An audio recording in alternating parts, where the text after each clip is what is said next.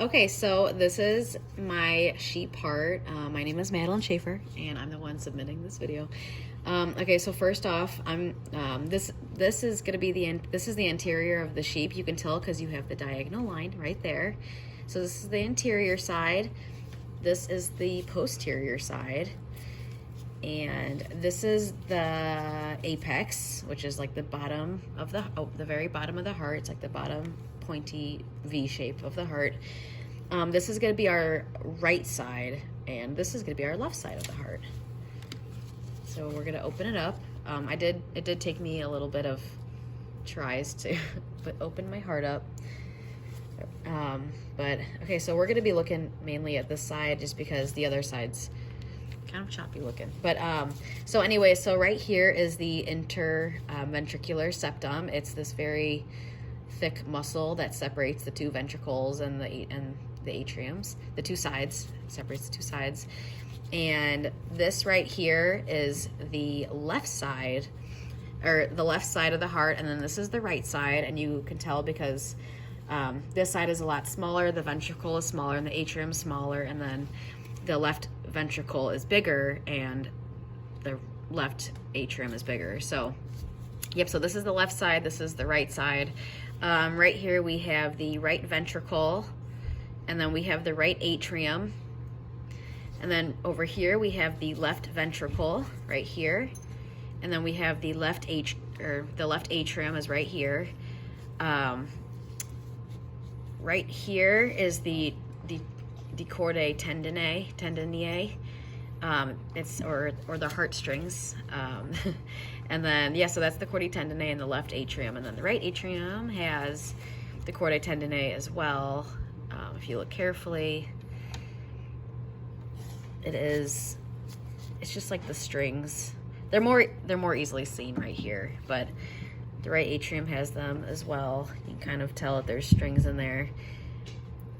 And then right here is the tricuspid valve. I feel like you can't really see it too well. Oh, right there. I believe that's the tricuspid valve.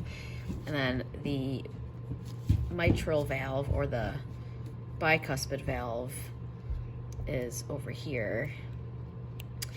And so yeah, those are so that's the ventricles and the atriums. And then I believe this right here is the pulmonary trunk, because I put this in, and it leads to the right atrium. If I stick it down there, it seems to lead to the right atrium. So I believe that this is the pulmonary trunk. The pulmonary veins, for some reason, I feel like my heart doesn't do a good job at, or I don't know, I feel like I wasn't really given a heart with a whole lot of upper, like the upperness of the heart, where the pulmonary veins would be. But the pulmonary veins, basically, if I had like the upper fluff of the heart, the pulmonary veins would be, on each side. And then the aorta, I don't really have a clear vision of the aorta. Like in your video, I could easily see the aorta, but the aorta would basically just be kind of in the middle, and the aorta leads into the left ventricle. So I assume the aorta, it would just go down there, and then it would lead to the left ventricle. So I believe those are all of the structures of the heart that you wanted to see. And then yeah, so that's everything. I know that my heart's not really perfect, but if I had another heart, I could probably dissect it again, and maybe it'd be a little easier to see the structures and stuff. But yeah, like I can clearly see like the ventricle, the atrium, the chordae tendineae, the valves on each side, the interventricular septum, and then pulmonary trunk. Let me know if this is not the pulmonary trunk, because I'm pretty sure it is. It's I can clearly see that this is something. So I think this is the pulmonary trunk. And yeah, like I said, the aorta would be up here going down, or no, it'd be up here going down into the left ventricle. So yeah, that's my heart. Thank you.